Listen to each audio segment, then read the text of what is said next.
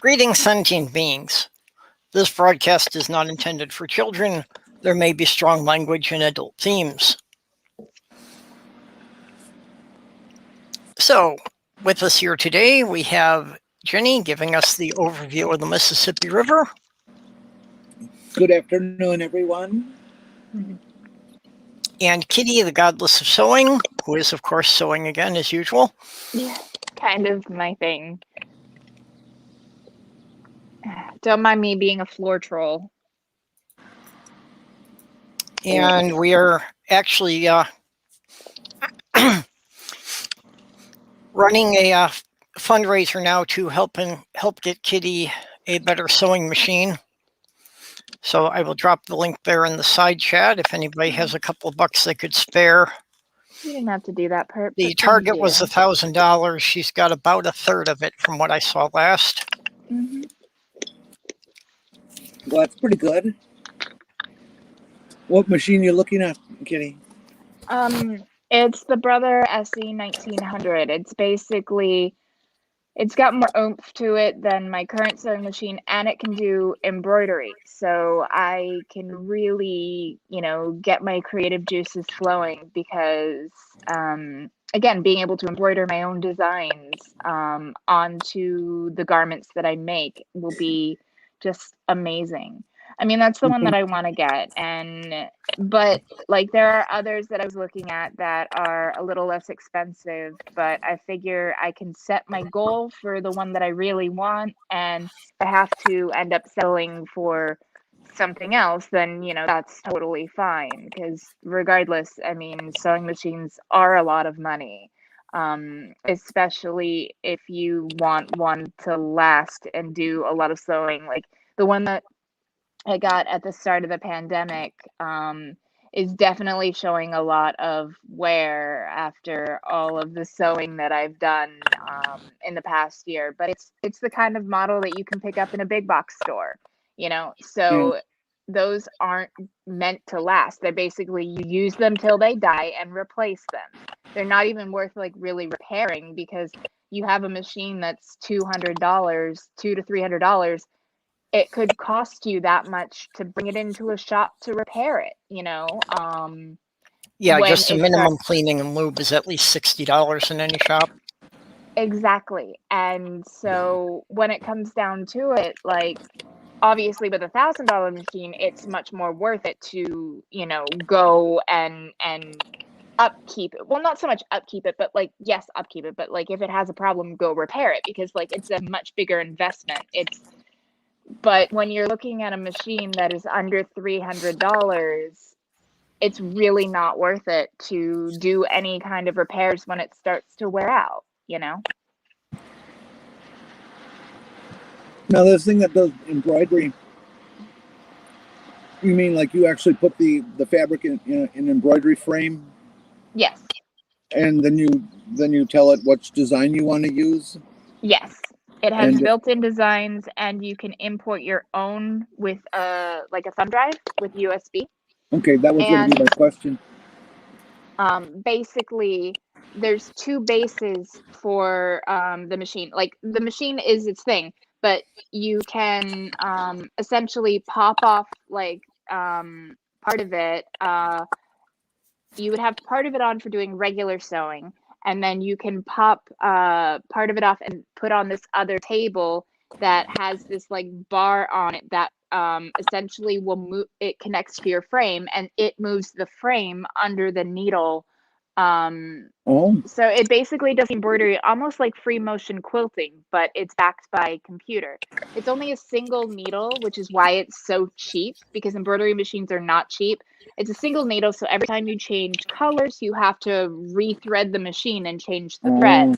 Okay. But when it comes down to it, that's fine. Like this is for home use and maybe a little bit of a side hustle of making a few things to sell on like Etsy. So ultimately, like, I have a lot of time. Like living with disability, that is one thing it gives you is a lot of time. Because you just can't really go out and do much. Okay, I'm sure we'll come back to the sewing. Oh, yeah. So, Jenny, why don't you give people a bit of a narration of what you're showing us for the river here? Well, not much to tell. If the viewers were with us last time we were in this area, we were at the Park and View area that had the giant sunfish. Well, we're just about a half mile further north than that, and this is just this really nice gap with a really great view. If you happen to be on Google Earth or something and you look at La Crosse, Wisconsin, and look for the airport on French Island, we are at the very northern end. If you were to draw a line across the river, we're at the very northern end of that runway. But Oh, hi, Mike. We're on the Hey up. east bank of the river in Wisconsin. How is everyone? It's just beautiful here. It's just Okay. lovely. It was raining like hell before, and now it's all cleared up just for Purple's show. So we have Black Sofa joining us. And Hey, in the Sophie. side chat, we have Nerdy, Greg, Hans, and Mage Wolf. And since I didn't put a holiday theme for it, they're going on about what holidays we should have had today. Oh, Nerdy right. saying July 7th recognizes Global Forgiveness Day. oh, Let me pull it up there. There we go. There's the text for it. Global Forgiveness Day. The day and other forgiveness days like it encourage forgiving as a part of an element of personal health. Oh. well, that makes a lot of sense. What you don't get out Useful. poisons you. Stool says it's International Pate and Hat Day. I didn't think Pate made very good hats, but Well, they fit really close. I mean, on the topic of forgiveness, like honestly, it does take more energy to, hate somebody than it does to just not give a fuck. yeah. No, Well, I can't waste the energy on hate. The best you get on me is apathy. Well, the opposite of love is not hate. The opposite of love is indifference. Yep.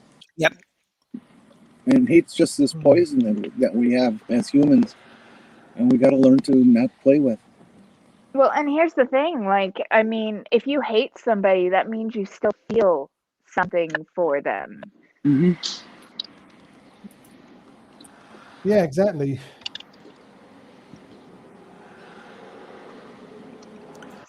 And Greg says it's also International Peeing in the Stream Day. Well, hold on. I'll run down to the riverbank and do my part.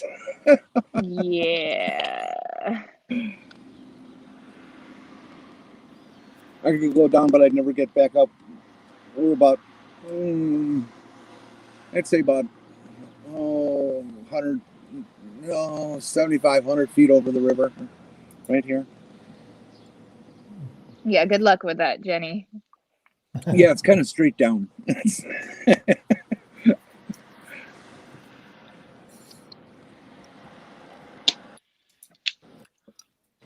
And Nerdy's saying if that's the Mississippi, where is Mr. Hippie? The Mississippi is actually, we have this gateway of islands in front of us. The Mississippi is beyond those. This right here is technically part of the Black River, just before it hits the Mississippi. Huh. That's cool. And if you're a person who's into like that kayaking stuff, I understand the Black River is supposed to be one of the most exciting in the nation. Look at it on a map. You can find it around Eau Claire, Wisconsin, or Menominee or Black River Falls. And look how curvy it is. Just holy cow. It's just all over the place. And it's pretty wide.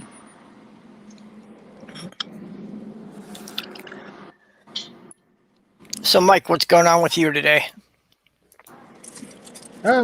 Well, I've just been lounging around. Really, haven't been doing much. I tried to write I tried to do a bit more writing for this, for the book I'm working on. I wrote a couple of paragraphs, and but no, I haven't really done much today, to be honest.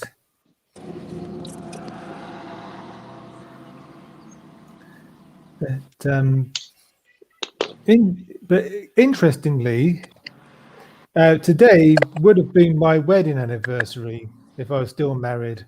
Ah, So there's that. So so Facebook showed me a lot of nice memories. So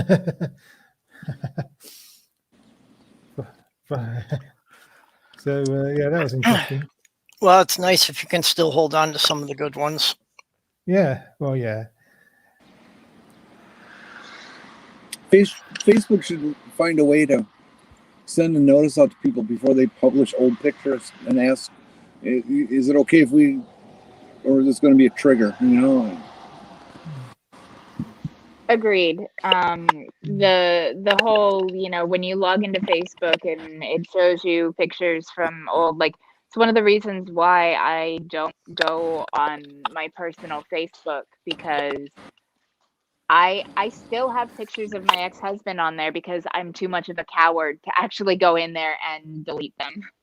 And like, there's some of my family that I'd want to edit him out of because, I don't want to lose the pictures of the people I care about just because I don't have the, testicular fortitude to face my ex. Well, before digital photography became a big thing, there actually were people who made a very good business airbrushing X's out of old family photos. Soccer has come to say hi.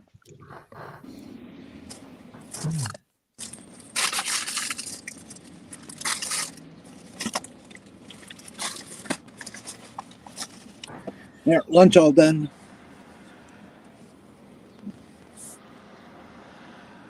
Stool's asking if your new book is about pate. Stool, have you ever had foie gras? Hey, Damon.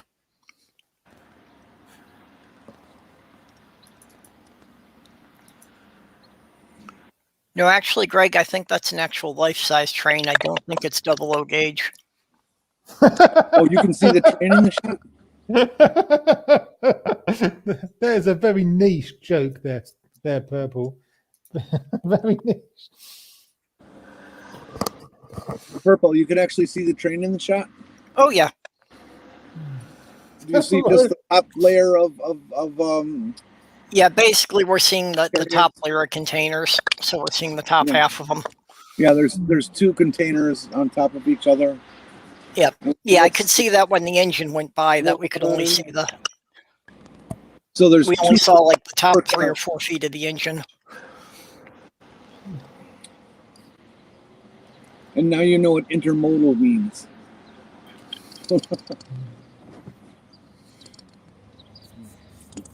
Milwaukee built a new train station, a fairly nice one. Pretty modern architecture and attractive. And they called it the intermodal station because it was going to handle trains, buses, taxis, freight trains, passenger trains. The whole deal. And that was at a time when the word intermodal was just kind of coined and coming into favor, and just all these retrograde knuckle draggers were so upset that what do they call it that stupid word for? Like, come on, people, you can't even increase your vocabulary by 1. Oh Lord.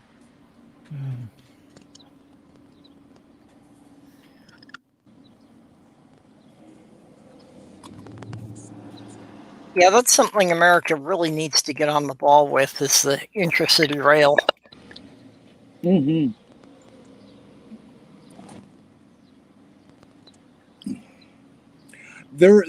This area is very familiar with rail. There is so much rail up and down this river. It's amazing. Well, I think Wisconsin in general has always had more of it than most parts of the country.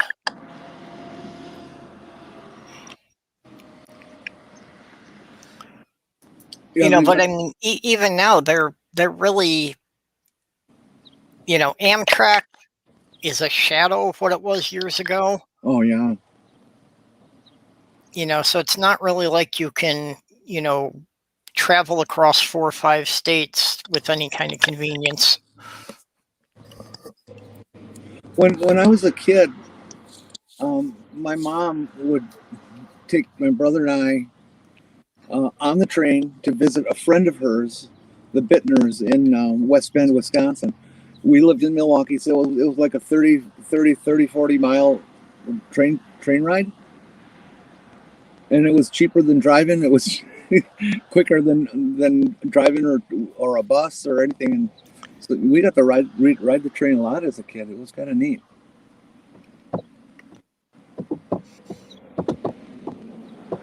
And now you can't find any of that stuff.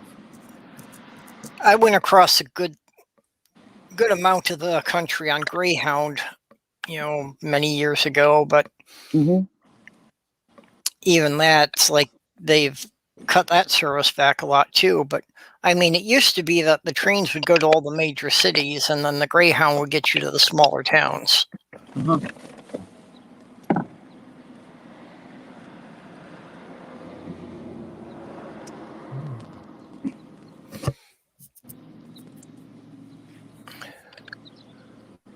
And honestly, I just don't get why it wasn't an option from here, like for me to go to Diana's, why there wasn't an option of there being a train running from Minneapolis to Pittsburgh.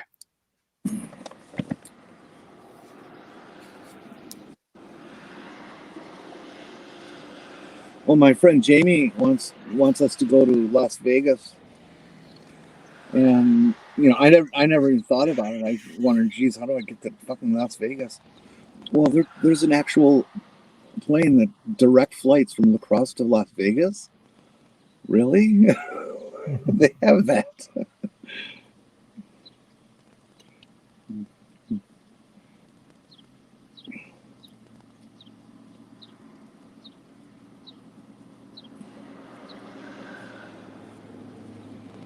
I think the train ran out of gas, stopped on the tracks.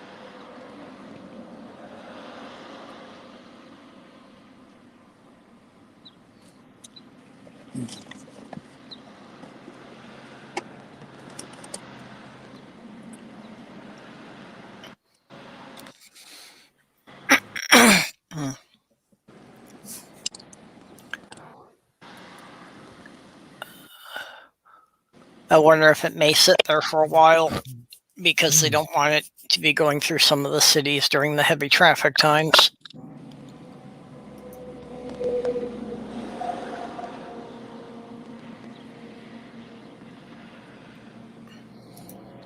Yeah, Mage is right.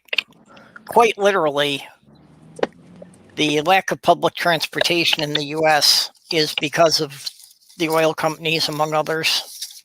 Yep. It literally was a conspiracy. Now I forget which companies it was, but it was one of the oil companies, one of the major tire companies, and General Motors that literally got together and created a plan to dismantle public transportation cities across the U.S. to get more people to buy cars. That was back in the late 50s. And the case went to court, and the corporations lost, and the judge fined each of the corporations $1 because he said that leveling a huge fine on corporation would just hurt the consumers because they would pass it down in the cost of their products. So even though it was proven that they had done this huge conspiracy, they didn't have any consequences for it.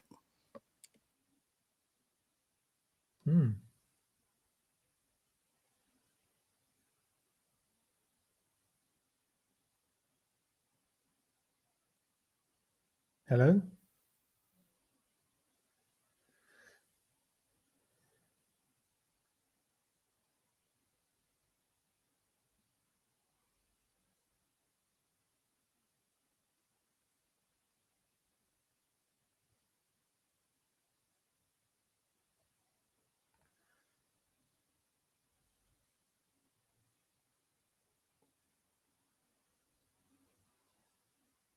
I can't hear anyone. We lost Jenny there. Oh, Yeah, I can hear you. She was the one that was talking. Yeah, sorry.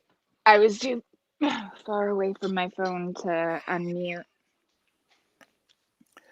Yeah, it just happened to be that I was distracted by my phone at the same time. Oh, I see.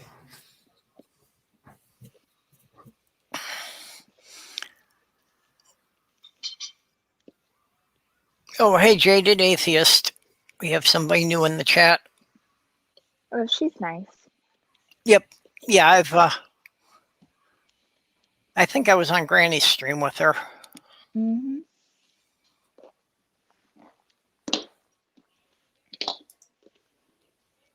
Yeah, she's very lovely. Yeah, Nerdy's got it. Consequences are for the poor. Yeah, I that's mean, about right. honestly, it's really no different than how things are now. I mean, it's like corporation does something crappy, and yeah, sure, they might have to pay millions in fines, but that's a drop in the bucket to them. So it really is effectively no different than the $1 fucking fine. Yeah, well, that's why, especially like a lot of the environmental regulations, they really just don't care because having to pay a huge fine is cheaper for them than actually correcting the problem. Mm-hmm. Because it's all about short-term gains. Yeah. They care more about the profit they can make now and not whether or not it's going to doom our species to oblivion. Yeah, so they will pay a $10 million fine rather than fitting filters into their factory smokestacks. Mm-hmm. Like, it reminds me, Michael used to work for the EPA, actually, and there was, I mean, this is more of like a private citizen issue, but there was an area where Michael had to go and do water testing. So he had to go through and test, and like the levels came back bad, like the water was poison, toxic. So he follows it back, you know, the little stream or whatever, and he follows it back to find an illegal dumping ground. And so, per protocol, he got the sheriff, and they went to the person's property, and were like, hey, you know, this is an illegal dumping ground. It's poisoning the water, which led to the town's drinking water. You know, we'll clean it up, but you can't dump there. And the guy like threatened him with guns and everything like that. It was messy. The guy ended up like fighting it to court, and he got all of his neighbors whipped up into this frenzy of, you know, government overreach. The EPA is, you know, telling us what we can and cannot do on our own properties, until they realized that this dude was poisoning the drinking water that their kids were drinking and bathing in. And in the end, he ended up saddled with millions in fines, whereas he would have had a small fine and just, you know, he wouldn't have had to pay for the cleanup, but he had to pay for the cleanup and had like over $1 million in fines and court costs. So, you know, like justice was served in that case, but unfortunately, you know, that is still small scale. Like the big corporations will never see justice like that. Yeah, and unfortunately, even for a lot of cities, they don't really care if they're doing stuff like that because it tends to only affect the cities further downriver. It doesn't affect them. Mm-hmm. It's the not in my backyard thing. It's like, I don't really care what happens so long as it's not in my own backyard. Yeah. Fracking's totally fine for, you know, low income and minority communities, but the minute they want to do fracking near the fucking rich white gated communities, then all of a sudden it's like, you know, the end of the freaking world. Yeah. Well, one of the biggest things that stopped Trump's border wall in Texas was when they discovered it would go through a golf course. They weren't going to have that. Mm-hmm.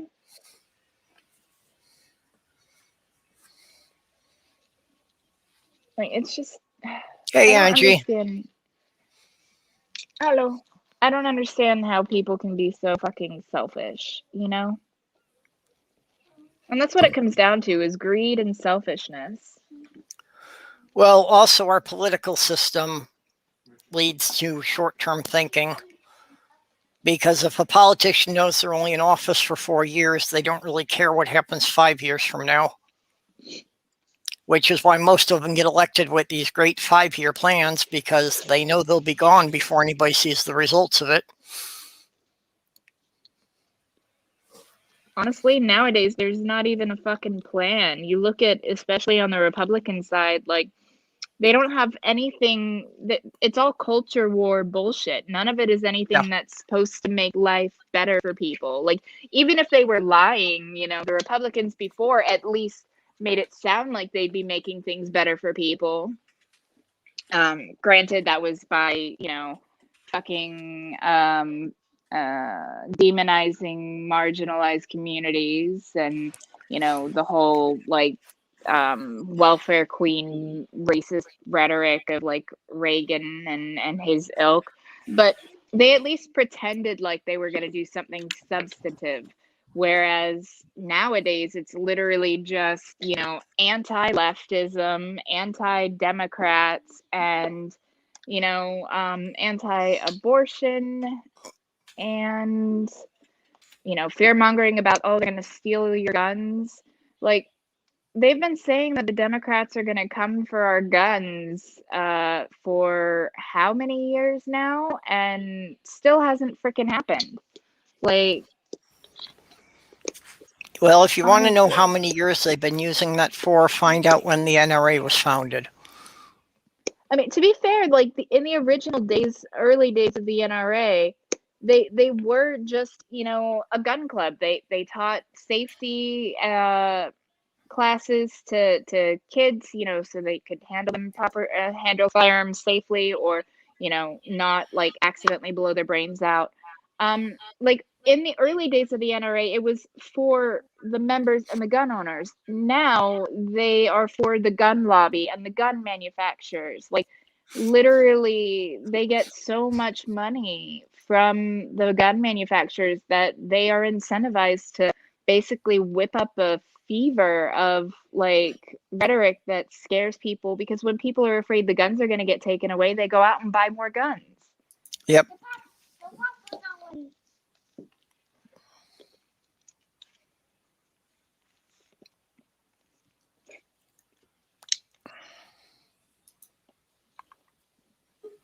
And There's Jenny. the NRA is also incredibly fucking racist. They make it clear that they only want white people to own firearms. Like, look at Philando Castile. He was literally a law-abiding, you know, gun owner that did exactly what he was supposed to do in the situation of being pulled over, and he got dead. And the NRA went calm blackout for a few days because they refused to stand up for, you know, government overreach, where, you know, a good guy with a gun gets killed by somebody, you know, or gets their rights trampled on. You know, they don't care when it's a brown person. It's only when it's white people that they fucking care about gun rights. Well, because they know most of their support are racist. Mm-hmm. So if they stand up for a black man, they're afraid they're going to lose members.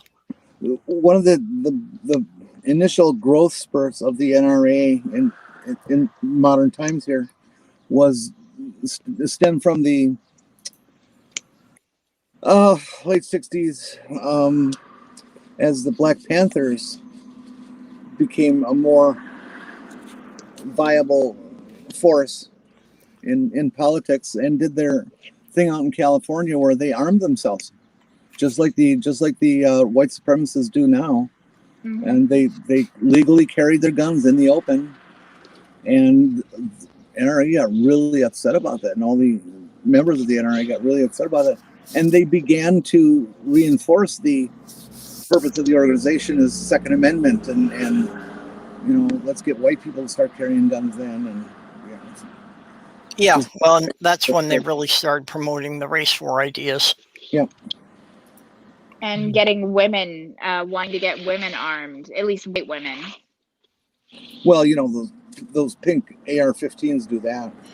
I mean, to be fair, like I saw a Hello Kitty AK-47, and I would not mind owning that. Like, just you know, because. A Barbie AK. It's such an absurd thought. It is, but like I mean, I like guns. I like going to the range. You know, I find it cathartic to destroy paper targets. You know, but I mean, if they changed the Constitution and got rid of guns tomorrow, then I mean, I would miss having that, you know, as an outlet of something to do. But ultimately, I wouldn't care because it would lead to a safer country overall. Yeah, what are we up to? Like 50,000 people a year now? Gods, I don't even know. Well, 50,000 is how many died in the Vietnam War. Okay, Greg, we can't blame everything on Reagan, but we can blame quite a lot on him. Yeah, we can blame a lot on Reagan. One thing I will never forgive Reagan for is that this country would be metric by now if not for Reagan. Yep. That's funny because I like to blame everything on Thatcher. Well, they did hang out together. Yeah, the U.S. was supposed to have gone metric before the year 2000, and most of that was supposed to take place in the 80s. But as a cost-cutting measure, Reagan got rid of it. One of the big reasons being that he thought it was going to cost too much to reprint all the highway signs. Okay. Which he was right. It would have cost a lot of money, but tough shit. Well, again, it's the short-term thinking that switching to metric would have cost a lot of money in the transition period for maybe 10 or 20 years. But in the long run, it would actually save U.S. corporations a lot of money if they were on the same standard as the rest of the world.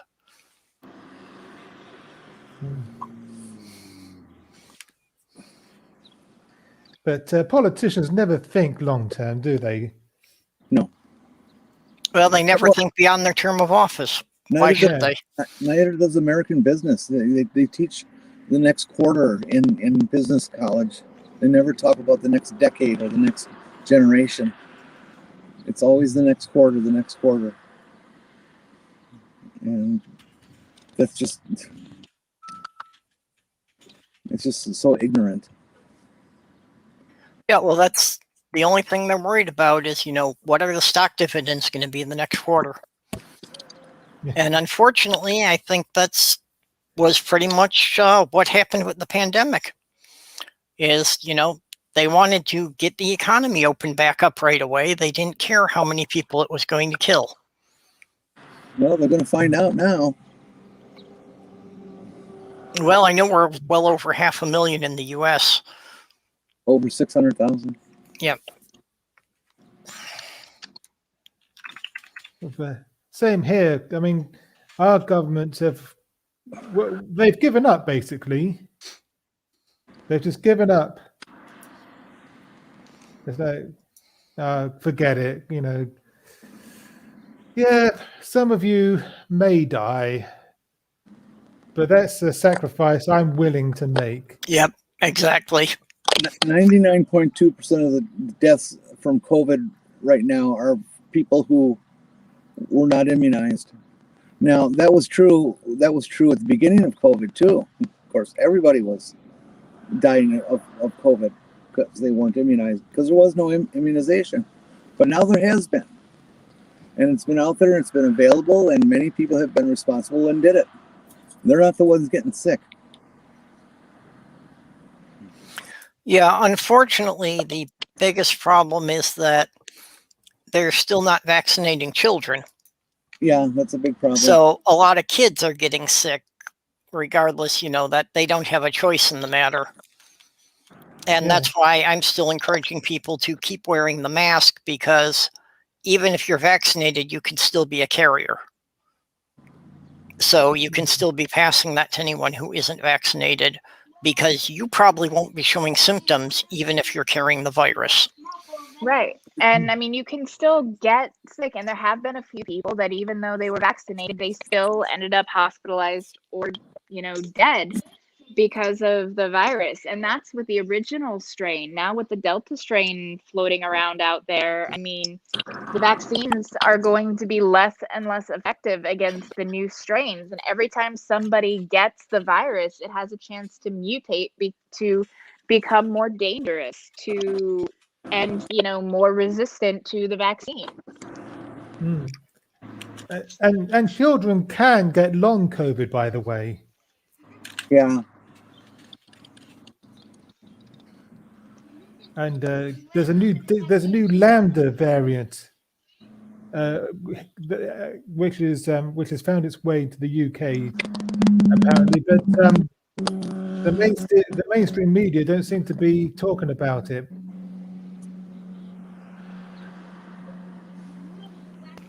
Yeah, they don't really want to talk about the long-term effects of anything. But yeah, that's, basically because of the vaccine, the COVID isn't killing as many people outright.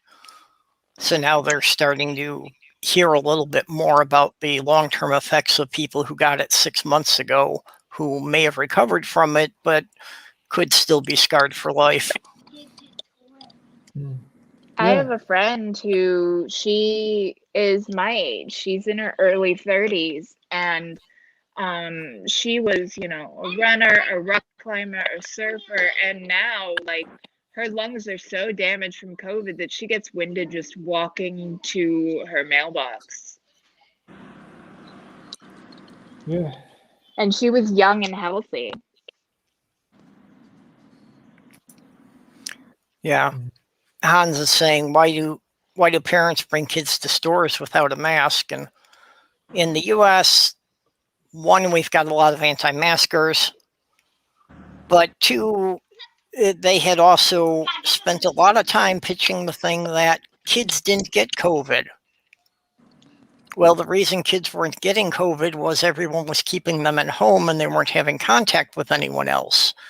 As soon as they forced them to reopen the public schools, guess what? We got a huge wave of kids and teenagers getting COVID. Yeah, sure, they're less likely to die from it, but it doesn't change the fact of the matter that they'll get it and then they can give it to fucking grandma. And how shitty would that kid feel for the rest of their life knowing that they killed their grandparent because they gave them COVID? Well, and what kind of asinine logic is it to reopen the schools so you're packing, 20, 30, 40 kids together in a classroom and yet not allowing the kids to get vaccinated? Shouldn't vaccinating all the children have been a prerequisite to reopening the schools? Yes, it should, but the vaccine has not been tested properly to start injecting kids. They're working on that, but they're being very careful. They shouldn't have opened the schools, is my stance on it. They should have held off on opening the schools until the kids could be vaccinated. Because last I heard, for my son's age group, because he's not 12 years old, he's only 7. His age group is probably not until September at the earliest that they'd even consider, or that they would even have a chance at being able to vaccinate him.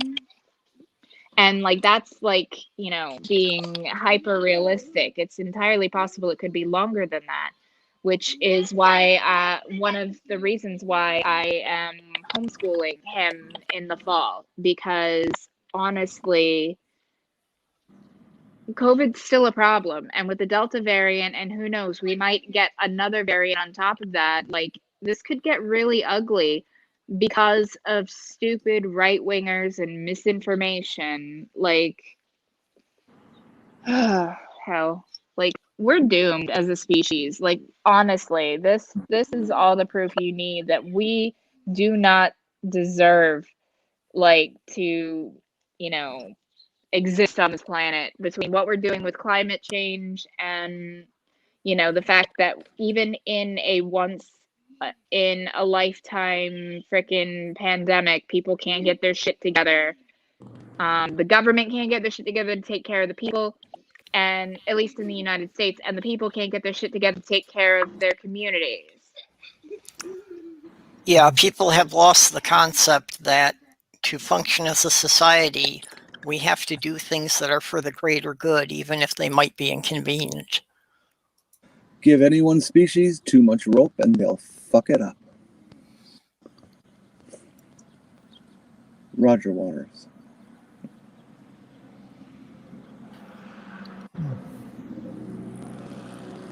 Oh no, did this die again? Huh? When everything goes silent like that, I don't know if the phone has overheated again or not. Nope. You were okay. Yeah, going back to what Mage had here, Grandma has to die for the economy. Man, piss me off. That it is something that I seriously, it sounds a very conspiracy thing, but I do have to think it was probably part of their plan, was that in the beginning, since they figured it was mostly killing the elderly people, that it was a good way to get Social Security to not go bankrupt if they killed off enough people on it. If they didn't want Social Security to go bankrupt, then maybe they shouldn't have rated it for other things. And maybe they should, you know, spend a little bit less on tanks that are just going to sit in the desert, you know, unused, and put that towards Social Security instead. Social Security is not part of the federal budget. It never has been and never should be. However, you are correct that they did borrow from it. Yep. All they need to do to fix Social Security from becoming insolvent is to take all the people who are earning $100,000 or more that they currently limit how much they can take from Social Security, from their income for Social Security, and remove that to say 150,000 or 200,000, and it will be fixed for the next 2 generations. Well, and actually, it isn't so much a problem with Social Security going bankrupt. It's like you say, that they borrowed from it for other things. And they're just trying to find a way that they don't have to pay the money back. Oh, it'll never be paid back. Because, yeah, but if Congress actually paid back to Social Security all the money they took out of it, it would still be solvent for another 50 years.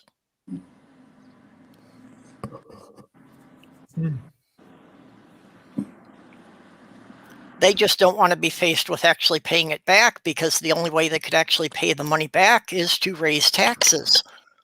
The politicians will never let Social Security go down, because it would be absolute poison in the well for their reelection. Yeah. Well, see, and that's the problem they're faced with. It's so stupid for them to be doing nothing but emergency stopgap measures when they could actually fix the damn thing on a long-term basis.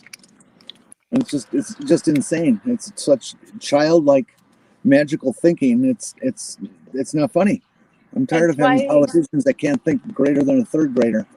I mean, it's why they're doing the push to privatize Medicare and Social Security, because then, you know, when it all goes tits up, they can be like, oh, well, it wasn't our fault. It was the company, you know, so we'll just find a new company to do it, or we'll just, we couldn't do anything about it. You know, they're the ones that fucked it up.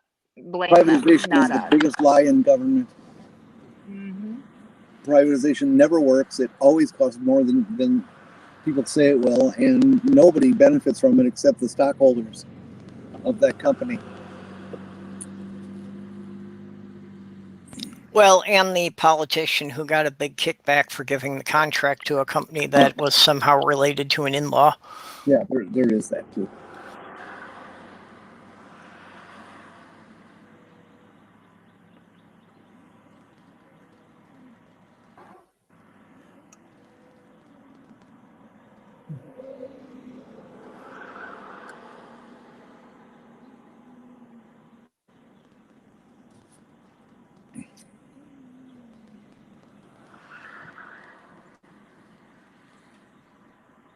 You know, I look at this river and I see all this water. And, you know, it was like when I lived in Milwaukee and I would look out at Lake Michigan and see all that water. But it took 150 years for Lake Michigan to change its water. So it doesn't like flow in and flow out real fast. But here this river is Sorry about flowing that. all the time. Where does the water come from? You know, it's like, holy shit, how can it do that? Just nonstop flow. I mean, we're looking at a river that's 4 or 5 miles wide right here. Where's that fucking water coming from? It's just amazing to me. Well, the Mississippi, even at the point you're at, is already, because how many rivers have come together there? Well, right here, it's about 7 rivers, they say. Yeah, but I mean, just all along its length, there's all sorts of smaller rivers always flowing into it. No, So, I know that. I know yeah. that. But just to think about the volume of water that is, and how it's been doing this for millions of years. You know, and it, you know, I know all the water on Earth is constantly recycled and all that stuff, but it's just still amazing that it can do this and that it exists. Any big river system, you know, just I don't care which one it is. It's just amazing.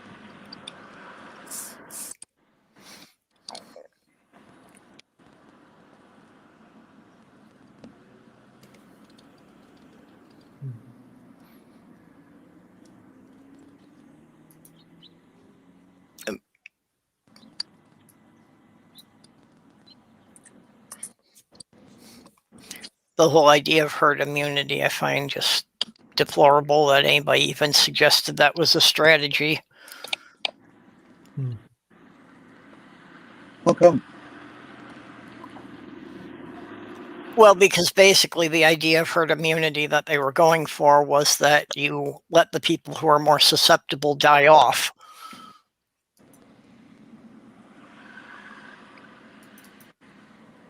You know, when they were talking about herd immunity before they had a vaccine, it was just being a death sentence for anyone who didn't have a strong enough constitution.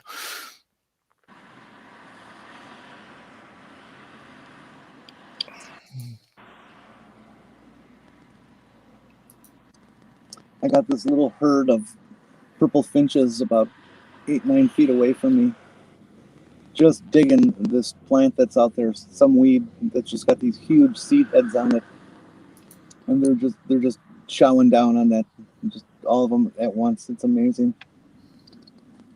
Pretty little birds.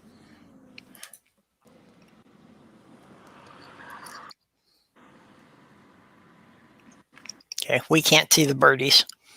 No, they're off to. I have no way to mount the camera for you to see them.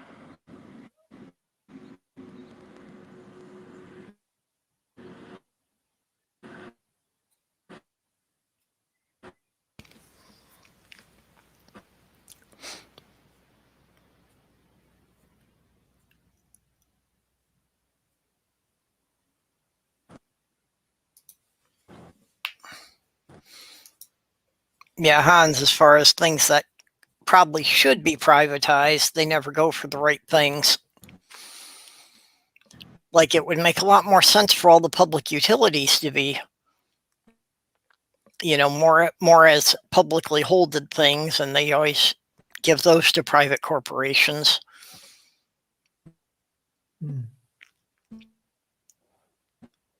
And socialism's a bad word, but okay, Greg wants to see more trains.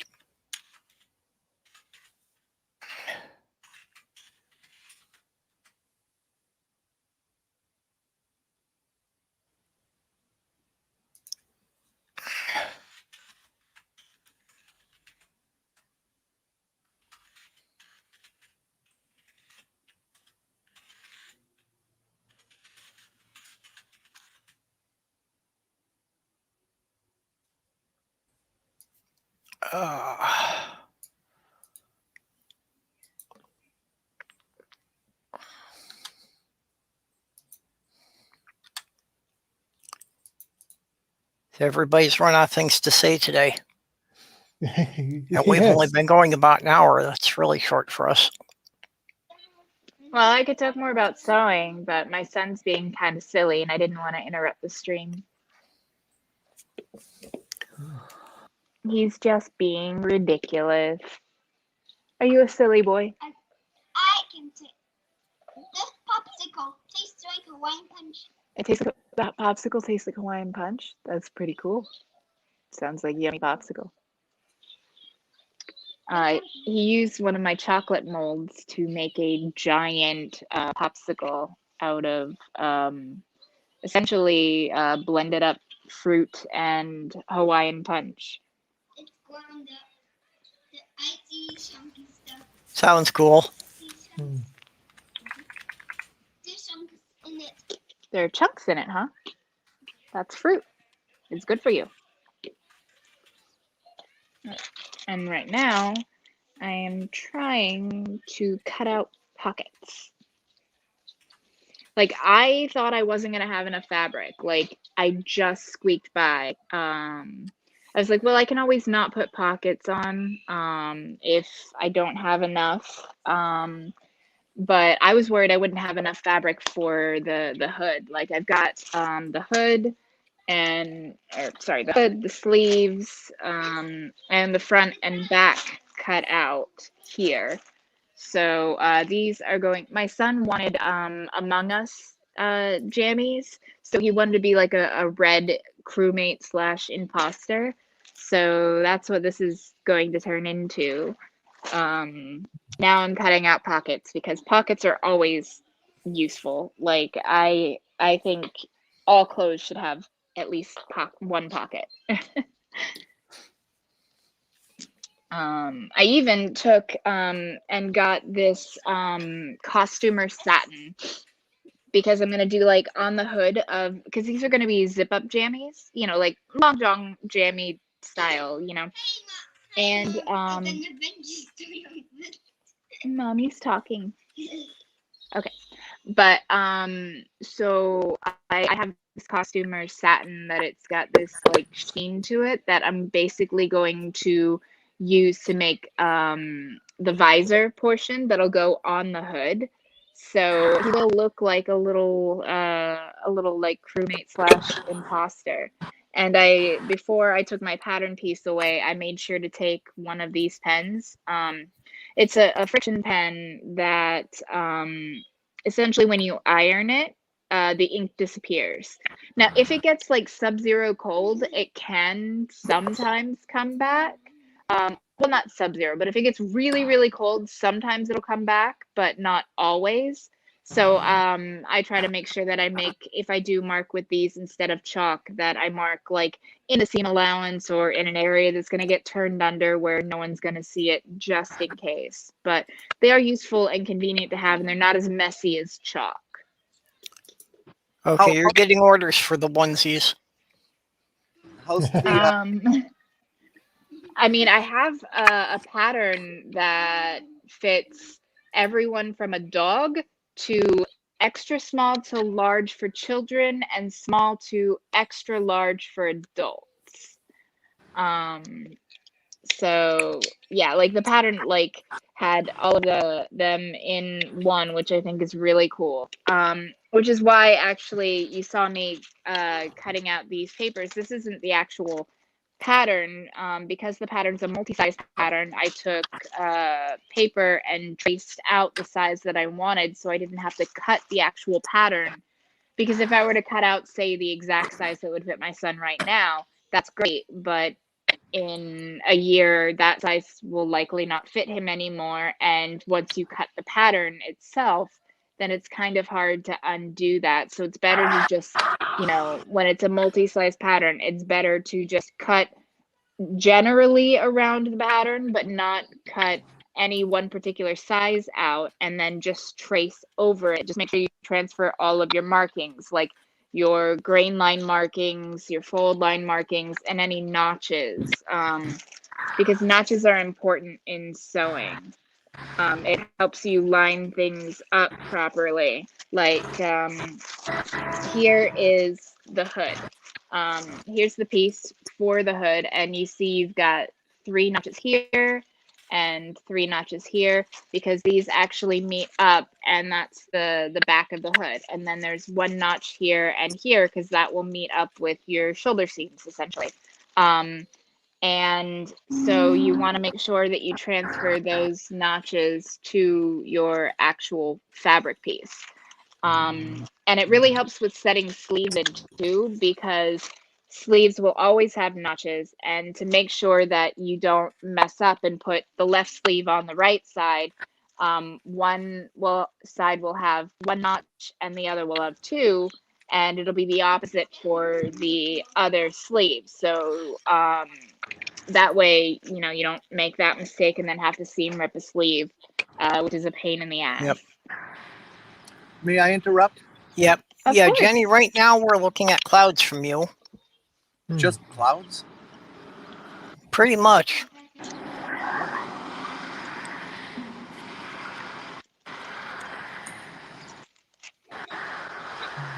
Not that looking at clouds is necessarily a bad thing, but Yeah, I mean, they're nice clouds.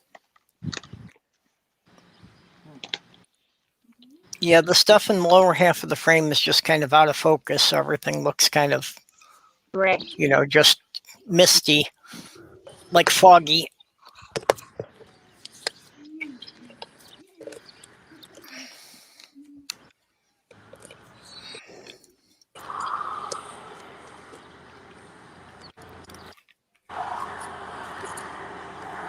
Any better? Well, the angle's lower, but everything seems out of focus.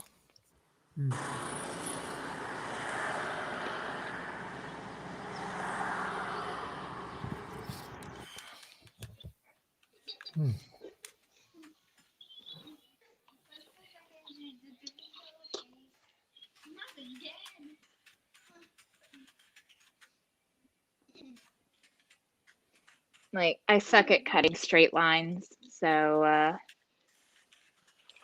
where my quilter's ruler comes in handy.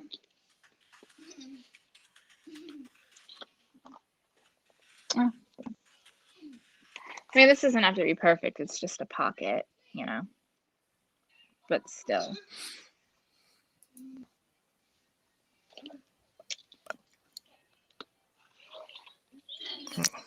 Yeah. Lost Jenny There's again. 1 of 2. Damn. So we got 1 bucket. Now I gotta find another piece big enough. And okay, so yeah, I want to cut it this way. And like when you have a pattern, this line here is your grain line. You basically want that to be parallel with your selvage, because it's the degree of least stretch. So like with this fabric here, if I pull this way, it's got a decent bit of stretch, but when I pull this way, it doesn't. So with clothing, you want your stretch going in the horizontal direction. You want it to stretch this way, not this way. Otherwise, the weight of your clothes will pull them down, and it'll get all like soggy and like baggy and not look good. Yep. All right, Jenny's back. Yep. Jenny's apparently still having some problems with her phone, though. Well, I was just trying to, you know, fill the dead air with sewing shit. You never know when you might need to make your own clothes, you know, like the world could go to shit at any time now. So Yeah, knowing these things. I can do basics. I could do like pajamas and scrubs. As far as anything that actually has to be properly fitted, I might be able to, but that would kind of be pressing the amount of sewing I've done. I still struggle with darts.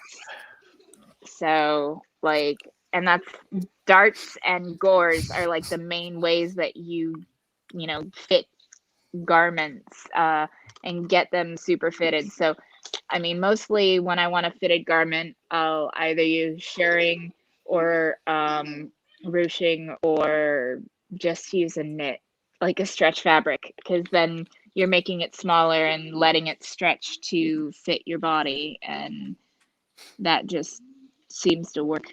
That's the easy way out, though. But sewing knits has its own issues because they're more finicky to work with than a regular like woven cotton. Okay, Jenny, now we're getting a picture from you. Yeah. We got some bushes down by the river now. Well, I'm hanging it with Yep. duct And the tape. and the yellow ankles for the yellow anchor lines for the power lines there. Yeah, that's the only angle I can do this with. Yep. Because now it's in a breeze, so it should stay cool. Okay. Mounting it on the outside of your car so it doesn't keep overheating, huh? Now I kind of made a little strap and I'm hanging it from the door with the open window. Okay.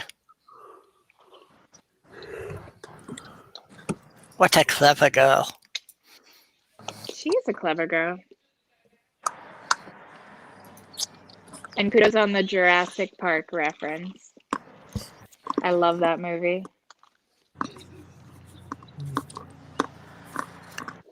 Yeah, it is something that again, if not for the special effects, it wouldn't survive at all, because the movies do get steadily worse as they go on. Mm-hmm.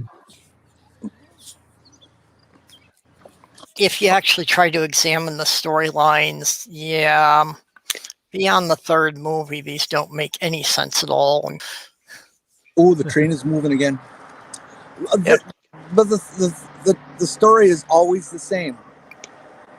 Some guy comes in and visits or wants to buy or market the dinosaurs, and everything gets crazy. Somebody makes a mistake, they get out, they start killing people, and then everybody panics, and then it's all resolved by the hero.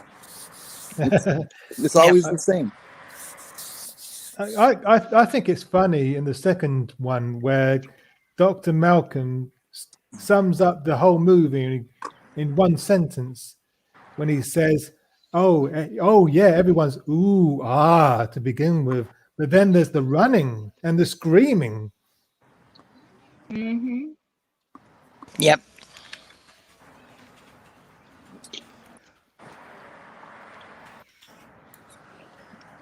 And actually, the second one is the one that makes the least sense, because the T-Rex got loose in San Francisco, and yeah, if something like that happened, the army would just get out there with a couple of tanks and blow the thing to pieces, and it would be over within 15 minutes. Yeah. Mm-hmm.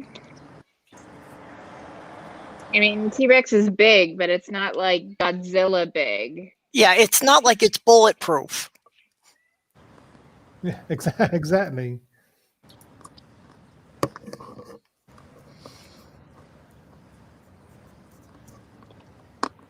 I mean, just a few artillery rounds should be able to handle a T-Rex. Yeah, I mean, small arms fire probably wouldn't get through, depending on how thick their skin is and if they have any like plating or like bones.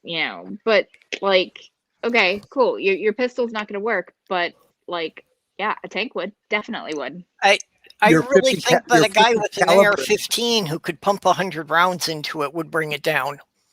Your 50 caliber would do just fine, since that's what they use for like elephants. Yep. Boom, dead. Yeah, Nerdy's got it right. There really wasn't a storyline. It was just, hey, come see the new dinosaurs we've made with the CGI for this one. Yes, that's what they advertise it as. Hey, let's go kill a bunch of guys we don't like with fake dinosaurs. I'd pay for that. I mean, Let's go as eat a Nazis science with dinosaurs. as a science movie, it leaves a lot to be desired. But as an action movie, or a little bit thriller,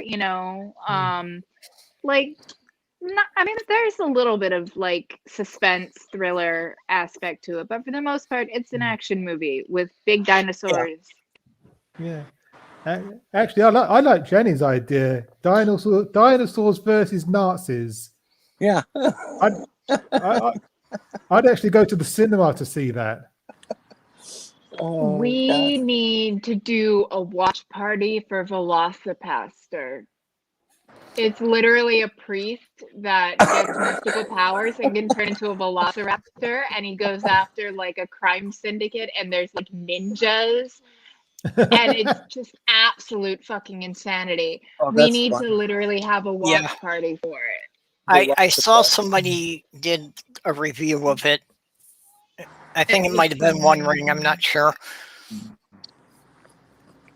I know So, Amanda now the this Jedi covered it. I want to watch it. This is just some indie film some people put together. Yeah, it is self-aware. It knows how ridiculous and dumb it is. Uh-huh. But it's one of those B movies that it's bad, but that's why it's good, is because it's bad, Yeah. Thanksgiving. Like Attack of the Killer Tomatoes. Yeah, exactly. Yep. Oh, God. I can't believe that movie was ever made. Yeah, see, I've got a story concept for another one of those.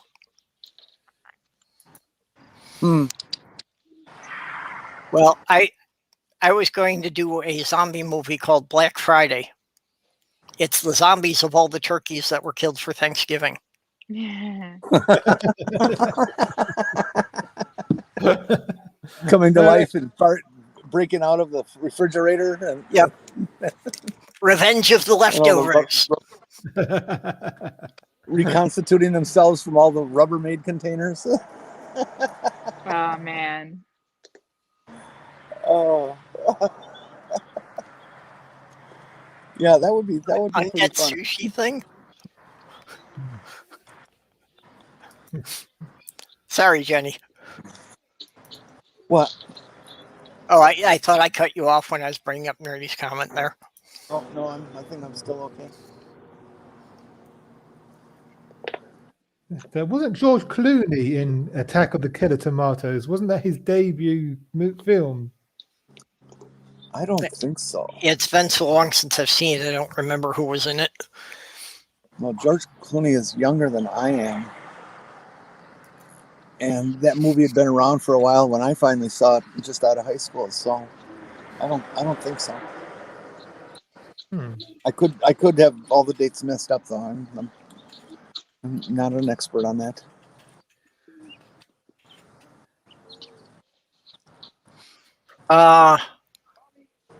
Attack of the Killer Tomatoes was 1978. Oh, was it? Oh, God. Well, I knew it had to be before 1980 because I knew it was before I was in high school.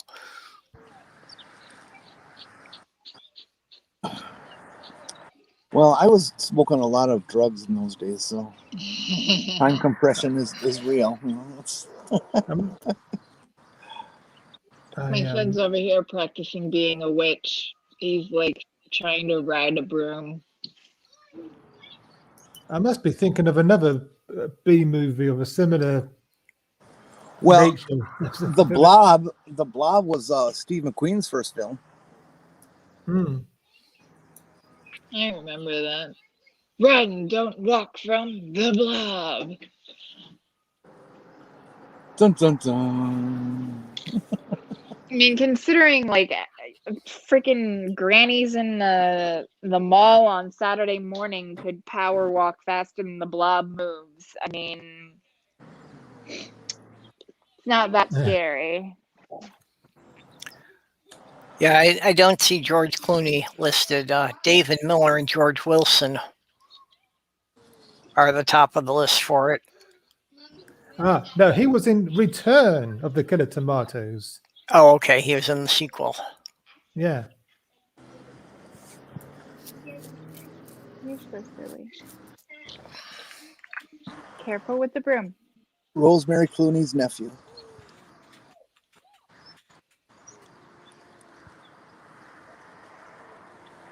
Yeah, 1988, that film came out.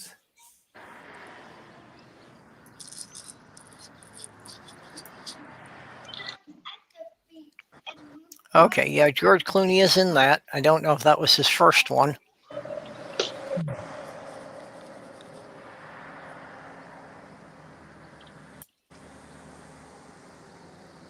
But if it wasn't his first one, it's got to be one of his earlier ones anyway. Oh yeah.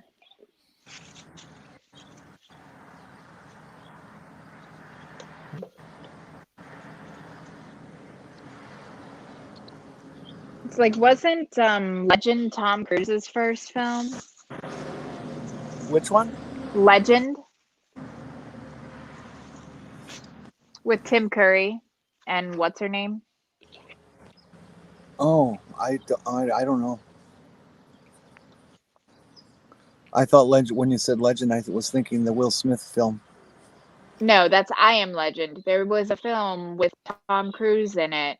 He was really young, and it was called Legend, and Tim Curry played the devil. Of course he did. I love Tim Curry. Like, honestly.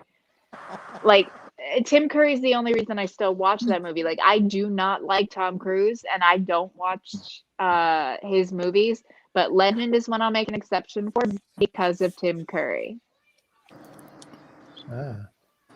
Tim Curry's great. I mean, the diversity of roles that guy's had. From I even love Congo because of Tim Curry. Annie. Wasn't he the Yes. evil guy in Annie? Yes, and he was in Clue. When they turned the board game into a film, he was in that. Yeah, he played the butler in Clue. He was also like the diamond obsessed guy in Congo. You know, considering we were talking about Crichton earlier with Jurassic Park, we'll toss in another film adaptation of one of his books for that. And then, hell, he was even okay in Charlie's Angels, Full Throttle. Like, I mean, like, you could tell he didn't really want to be there, but, like, eh. And he played Hexus in Ferngully, The Last Rainforest, which was one of my favorite films as a kid. Yep. For me, he'll always be he'll always be the definitive Pennywise.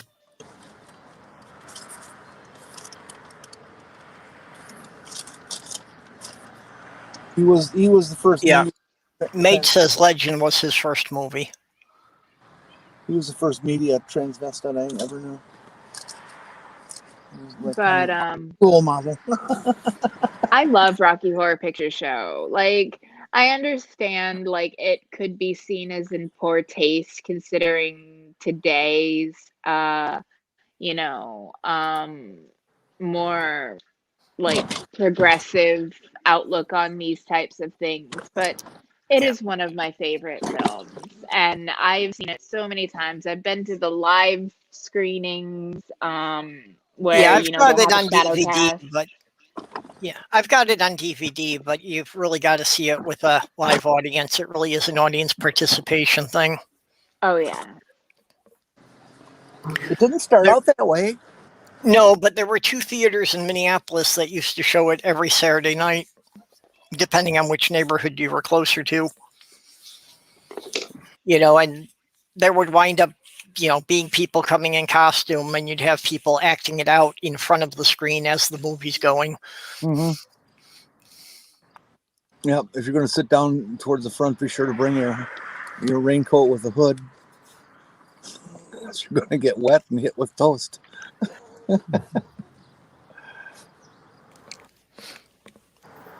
Well, you know, a great commentary on how our culture has changed in a generation was that Rocky Horror came out in what was it, 70, 78, 79, something like that. I forget exactly when. Yeah, I don't know what year it's. And it was considered scandalous. That's why it ran at midnight. and then of course it became a cult classic. 75. 75, okay.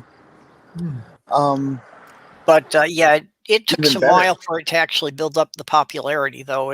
And then today we have high schools putting it on as a show, as a high school play or I music. still find that a bit weird. Yeah, it is. I think it's outrageously funny. Oh, You know, I mean, I do think the subject matter and such that deals with probably not quite a high school level. well, I can think of at least four different high schools that I heard of that were doing it. Yeah, I've heard of it. I haven't actually seen any with it, but I have heard that it's been done at several times. I'd like to go see a high school production of it. See, yeah, just how do they handle this? I mean, what the fuck? They do Brigadoon. Can't you do Frankenfurter? Did you ever Oh. see the sequel? I think it's called Shock Treatment. Mm-mm. Basically, Brad and Janet end up like essentially at a psych ward, and you have like Riff Raff and Magenta are in it as a doctor and a nurse in the thing. Mhm. So it's terrible. Like the original, like Rocky Horror was great. I loved it. I didn't care as much for Shock Treatment, but it was definitely, I mean, it was worth a watch once, but it doesn't have the same like replayability, the rewatchability of the original. It didn't have the same stars in it though. It wasn't Susan Sarandon. Yeah, no. I think Riff Raff and Magenta were the only ones that were the same for both. Okay. Here, that can go in here with the scraps.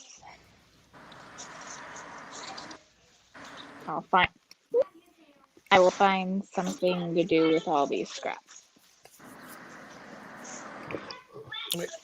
Wag your tail. Gonna start creating rugs. Silly.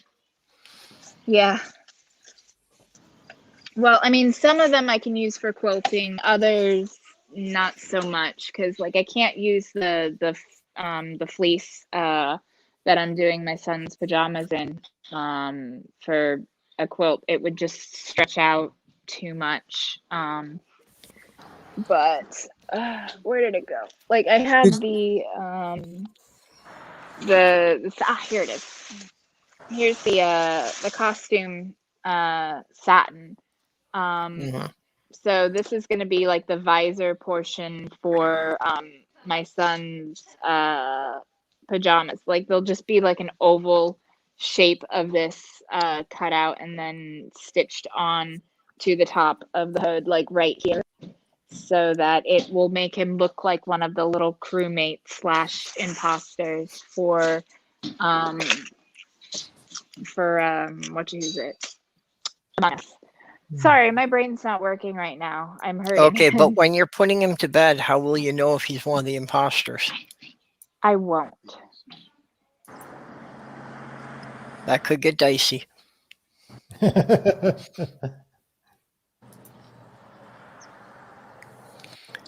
Wait, yep.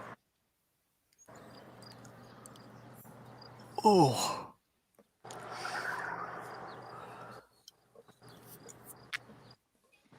But yeah, I'm just gonna sit here for a sec before I get back to work. Like cutting shit out on the floor wrecks my back and my leg.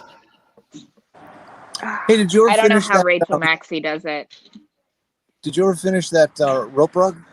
I did. I posted pictures on Twitter. And Oh. I gave it to my Oh, I missed- parents. missed it.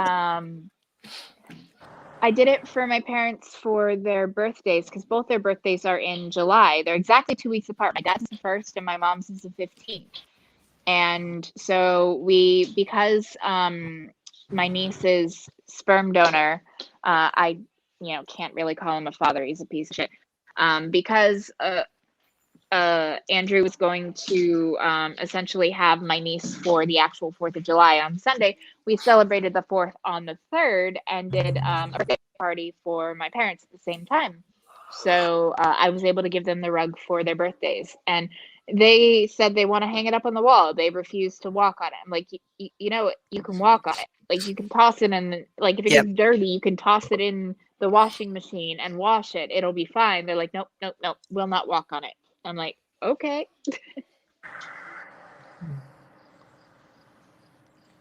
Speaking of July birthdays, we need somebody in our YouTube community who's July 21st. Why?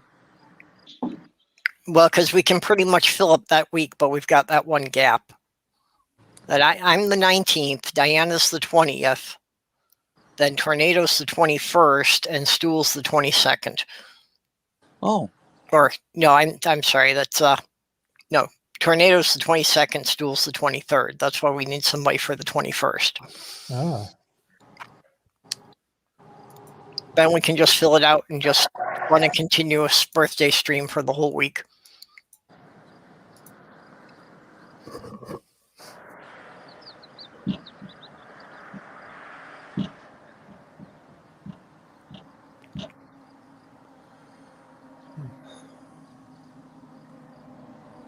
Anyway, I'm gonna log off. Okay. Yeah, you're doing your own stream in a couple hours here. Yeah, shooting the shit, and in a couple of hours. 10 p.m. British summertime, which I think is 4 p.m. Central Time. Yeah, well, 2.5 hours from now, wherever anybody is. Yeah, so do tune in if you're able to. Okay, And, we'll catch you later. Yeah, thanks for having me on. see ya, Sophie. See you. Bye-bye. Bye. Actually, I think there was a Killer Tomatoes Part 3.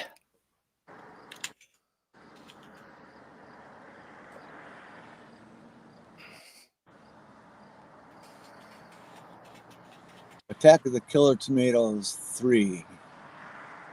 Lasagna on a rampage.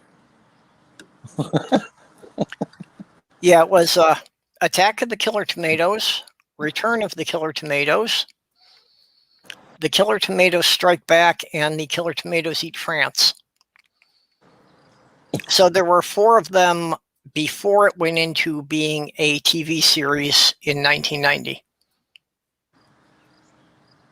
Where the hell was that on a TV series?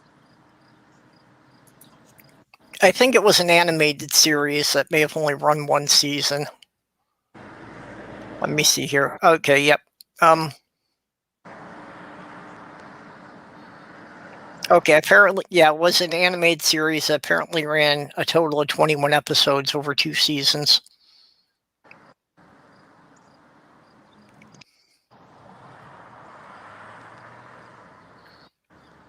I am not seeing it say as far as, like what network it ran on. I can't imagine how that was a thing, but okay. Like, that's just crazy. I guarantee you that it was not on ABC, NBC, or CBS.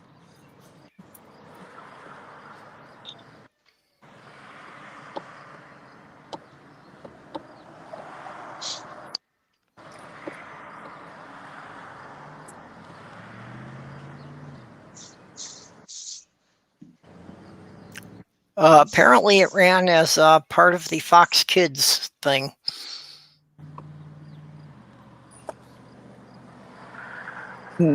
Yeah, so in 1990, 1991, it apparently ran on Fox stations.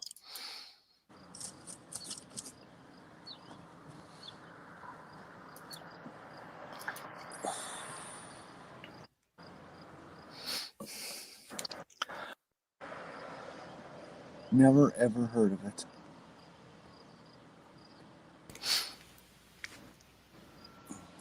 Hey, Randy.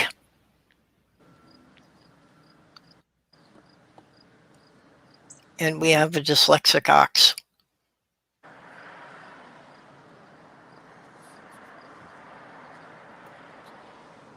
Yeah, I vaguely remember the Toxic Avenger cartoon series.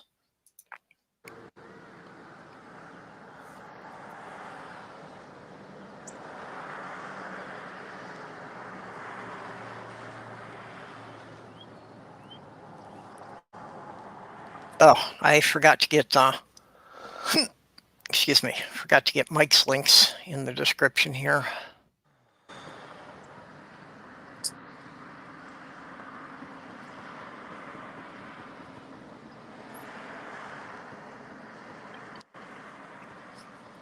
About the only way I can get any kind of like shape to my hair other than just super straight is if I put it up in like a little like twisted bun with like a damp hair tie. Like that's about it. Like, and even then it's just kind of like a wave, and that's it. I love that color so much, Kitty. Yeah, well, mine doesn't do anything either, and at least you've got a lot more volume to yours, so it looks like something.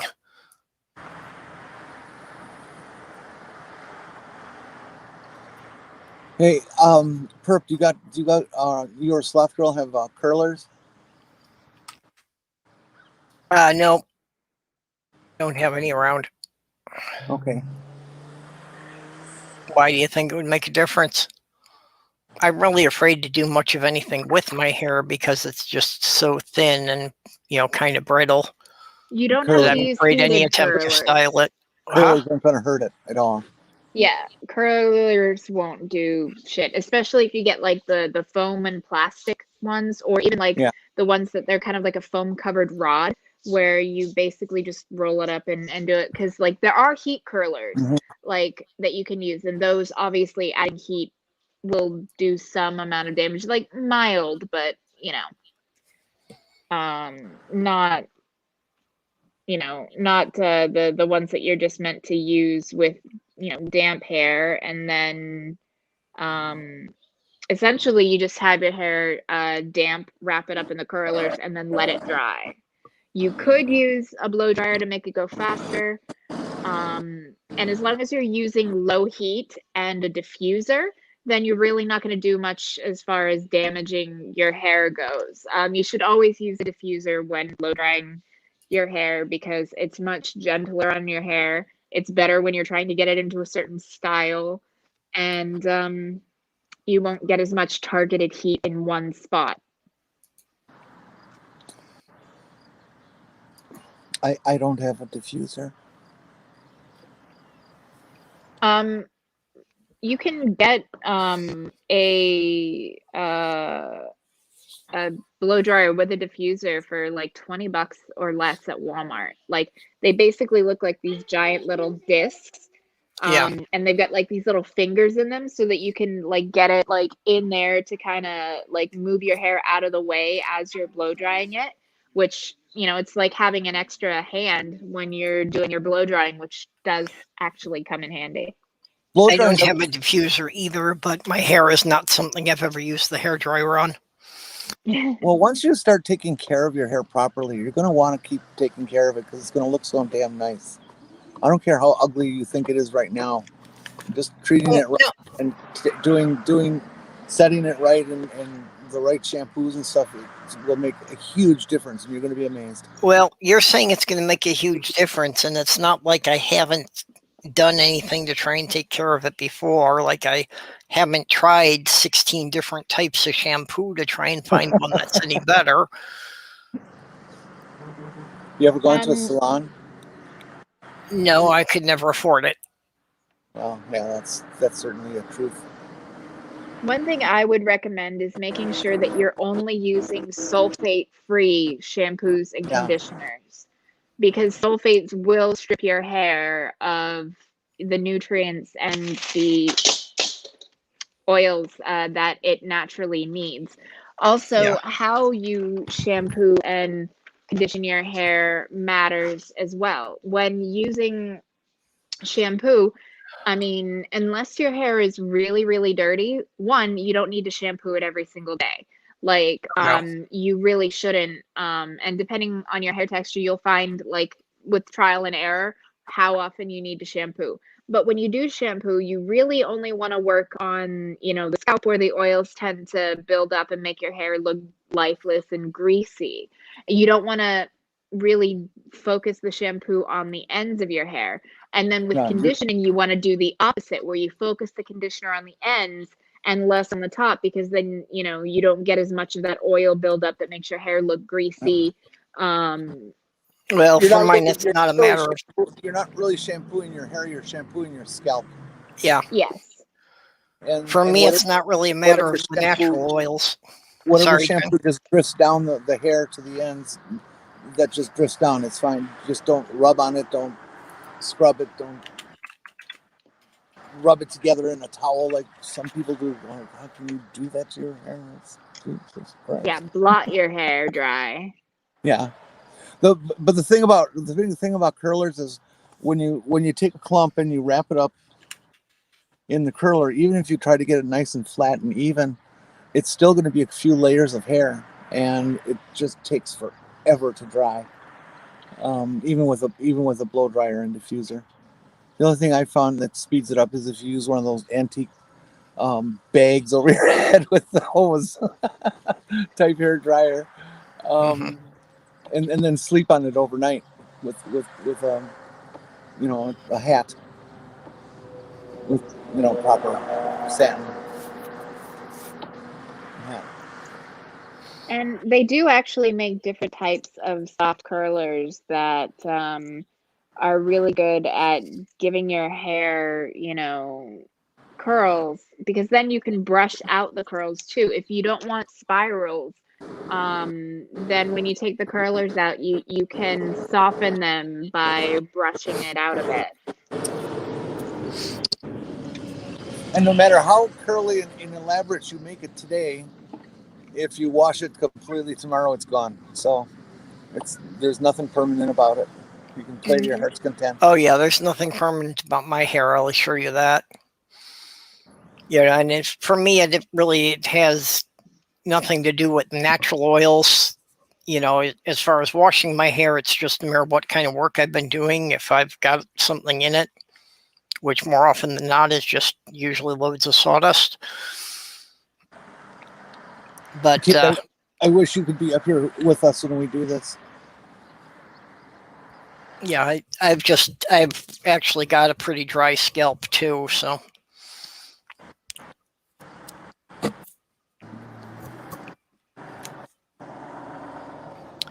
But it's hereditary, because this is the hair we get from my mom's side of the family.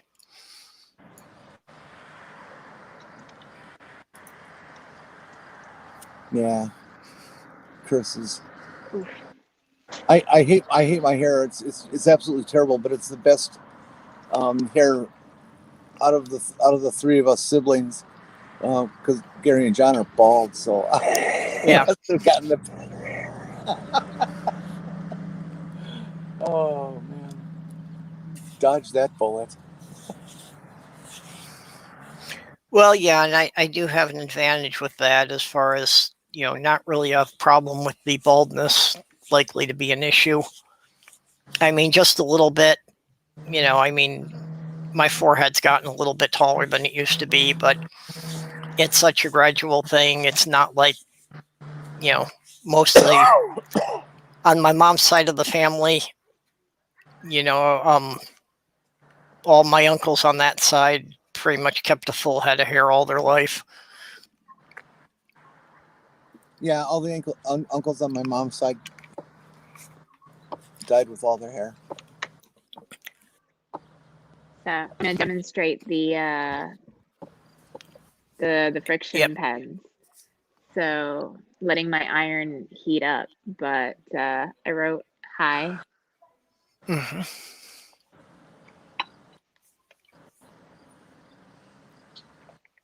And it's gone.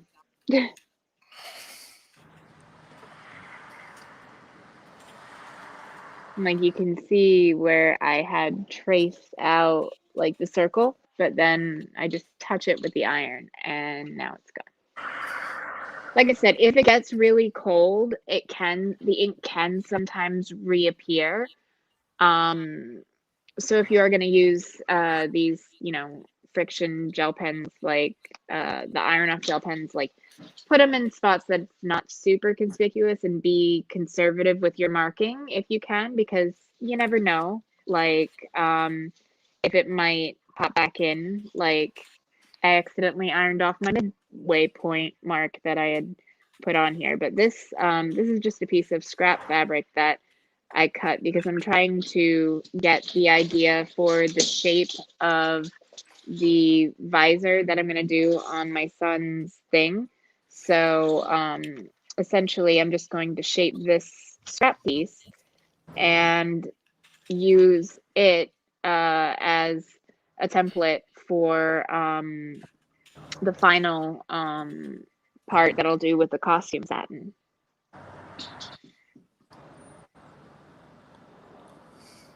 I'll probably even use it as the backing for the costume satin, where I'll sew them together and then flip it right side out, that way it'll have a nice clean edge, and then I can just sew this down to the hood with just a top stitch.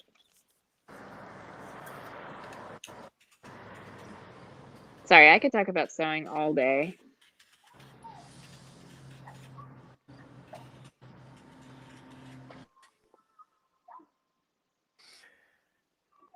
Again, it's something, if I didn't have so many other projects going, I'd probably do more with it.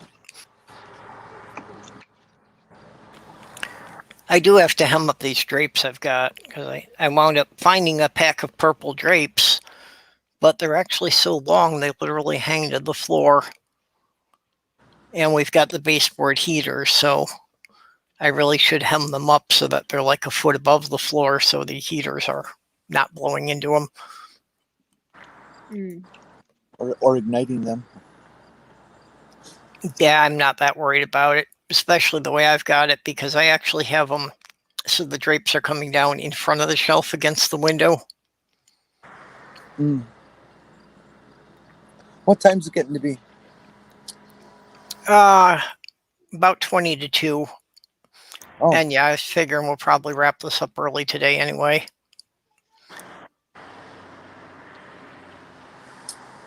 Well, good, because my bladder is telling me that we should. There's no facilities around here. That's always the worst. Yeah. Oh, that park doesn't have anything. No, it's really just a parking lot on the edge of the cliff.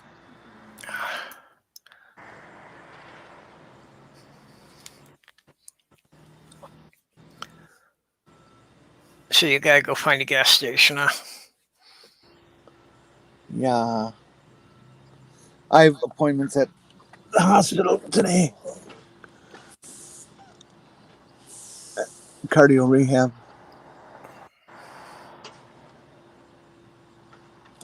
How is your cardio rehab doing? Or going, I should say. It's really been going well. I just continue to be surprised by it. That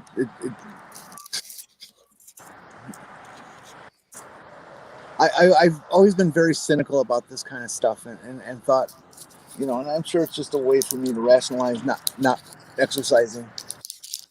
But I always kind of thought that, well, that's just bullshit. You're not going to send somebody to cardio rehab for 6 weeks, a couple times a week, and going to improve their health or anything. Well, but goddamn, it does. And it also made me enjoy exercising, which I never ever expected, because I never have enjoyed it before. Well, that's the main thing. If you can get to enjoy it so that you'll keep with it. Because if you only do it for 6 weeks and then give up on it, you probably won't keep any of the benefits. Yeah. And I've lost 25 pounds, and I wasn't doing it to lose weight. It just did. Hey, I'm proud of you. Well, when you're as fat as I am, 25 pounds is nothing. You don't see it, you don't feel it. It's just you see it on the numbers. That's all. Yeah, it's still something. Oh yeah. I'm not discrediting myself at all. It's got a long way to go before that's going to be a positive issue that anybody, including myself, notices.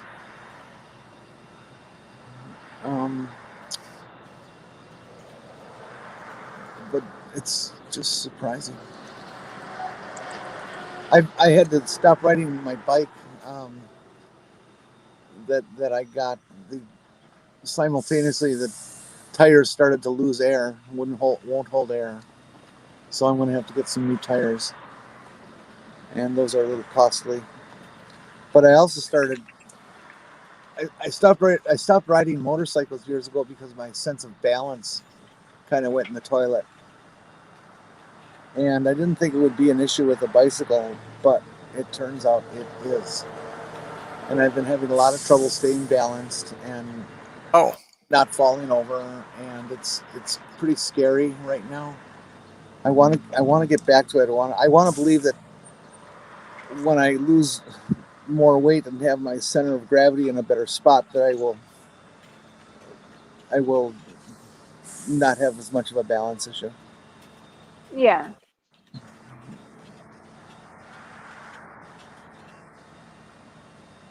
But they do make these little things you can get for your bike that essentially it lifts up the tire, so it turns your regular outside bike into a stationary bike, so you can get the benefits of biking. Yeah, and they're amazingly reasonable for the device that they are. I've been seeing them on Craigslist. It's just something to consider, because then you don't have to worry as much about balance because you're in one spot. Yep. Well, and you can continue working out in winter. A great idea I saw was a guy who had hooked up on those stationary bike things to actually be an electric generator, and he had it powering his TV. Ooh. Well, so that if he wanted to watch TV, he had to keep exercising, because if he stopped pedaling, the TV went off.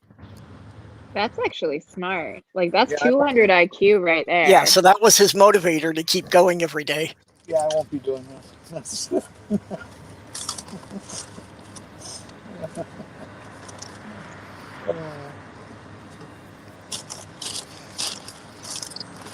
All right, I think this was a 3-engine train.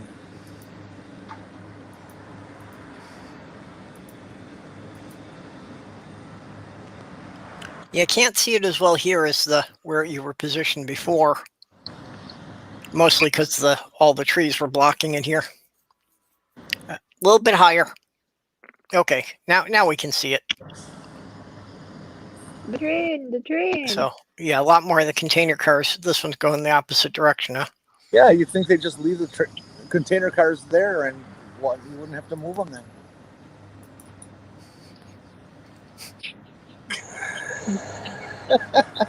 Yeah.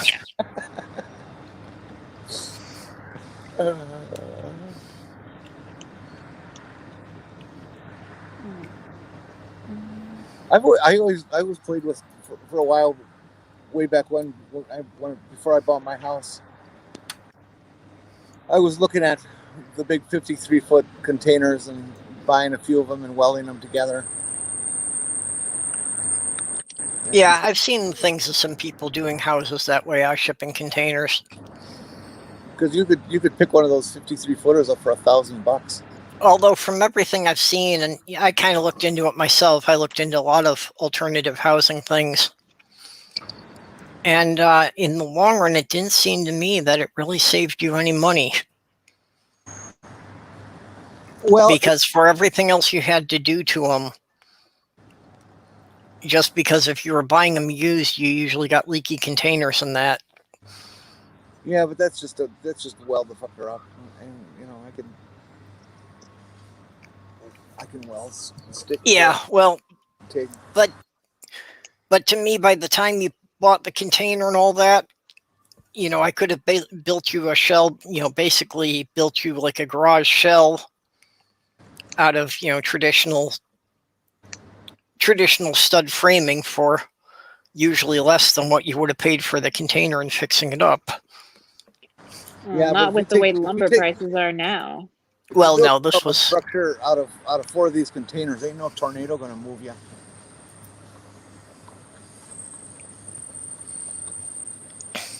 I don't think. I don't know.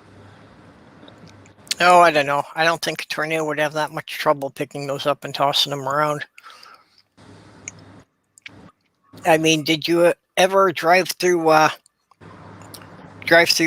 Seward, Minnesota after the tornado hit? Nope.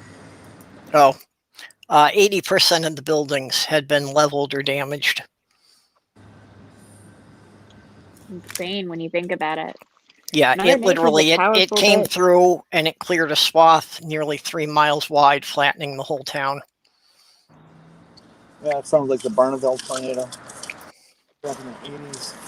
Yeah, I drove through there like 2 days after it hit, and it was like, yeah.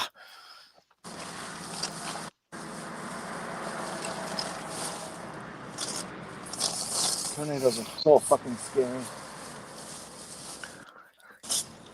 All right. Okay, well, why don't we go around and wrap it up here? Either of you ladies have anything you want to be shilling out? Any place you'll be appearing this week? Tomorrow, Jen, Will, and I will be having the What the Fuck stream.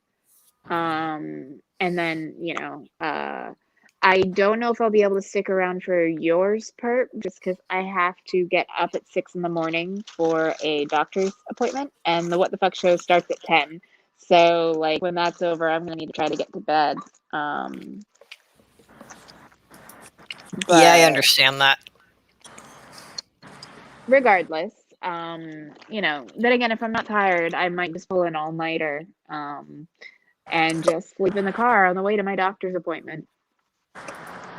So we'll see. I'll play it by ear, but I'm not planning on sticking around after the stream on Jen's channel tomorrow, just because. Okay. If you're sleeping in the car on the way to your appointment, I hope you have someone else driving. Yes, of course I have someone else driving. Well, that's a good idea. But no, like it's so stupid. Like basically, I have to go see this doctor every 3 weeks, and the appointments literally come down to how are you doing? How is your pain? Like, what's your pain score? Where's your pain located? What's it feel like? Okay, cool. We'll call in your scripts. That's the appointment. And they just informed me that I can't do it over telehealth anymore.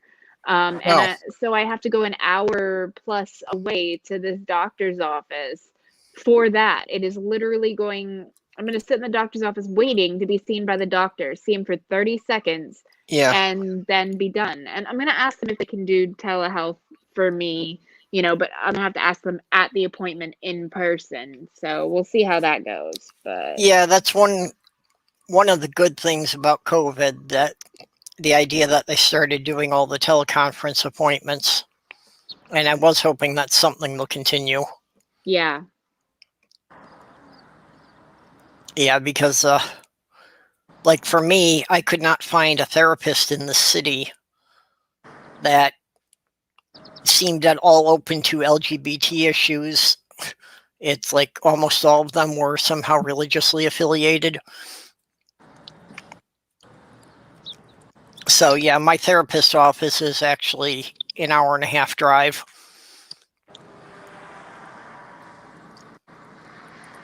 So I've been glad that I only had to go in one time for a battery of testing, and the rest of them we've been able to just do through Zoom. Yeah. Like they even had a whole thing set up. It wasn't even Zoom. It's an actual patient portal type thing. Like I don't know why they wouldn't continue to use that, especially if it's just maintenance where the doctor just needs to talk to you and then you're free, to go about the rest of your time. Like it's not like I need any tests done or any procedures or anything. I've been stable Because on my medications for years. because they can bill more for an in-person than telehealth. Yeah. Ugh, But yeah, that's so dumb. for me too. That, most of my appointments, it's like they can't renew my prescriptions unless they see me every 3rd month. But it's the same kind of thing. It's like, yeah, it's basically the doctor is doing it because it's the formality they have to do to get it approved. But they haven't changed my medications in 7 years. Same with me. My medications haven't been changed in that long. So there's really no need for me to physically go in. It's something that could be handled by telehealth much more safely than not. And it's less strain on me. Like going on a long car ride takes a toll on me physically. Well, yeah, So, especially if you you've know, got back problems, just being bounced around in the car is going to hurt. back and leg. So yeah, like that's why I'm gonna ask the doctor. I'm like, look, is there any way we can continue with the telehealth? Like, plus we only have one car, so if Michael has to work, then literally Yep. I have no way to get to the appointment. Okay, Jenny, you have anything you want to plug before we go? Well, I'll be Saturday. I'll be dancing at the Golden Leopard Club. $25 at the door, 2-drink minimum, and $20 lap dances. Come on down. Okay, cool. You'll have to put a link in the side chat so we know where to find it. Okay.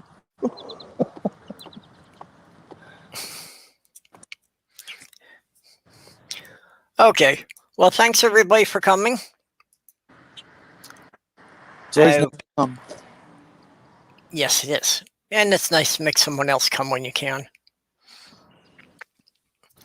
So I have a new patron this month, Utah Outcast.